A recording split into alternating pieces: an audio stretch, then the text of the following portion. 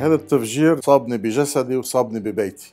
الشخص اللي بيقوم بيعمل واجباته مثل ما مطلوب منه حسب موقعه يعاقب. الأشخاص اللي هن فعلا مسببين السبب ما عم يتعاقبوا، تنقدر نطالهم ما بقى تنحل بشقفة أو شقفتين أو بهيدا أو هيداك. بدك كنيسة كاملة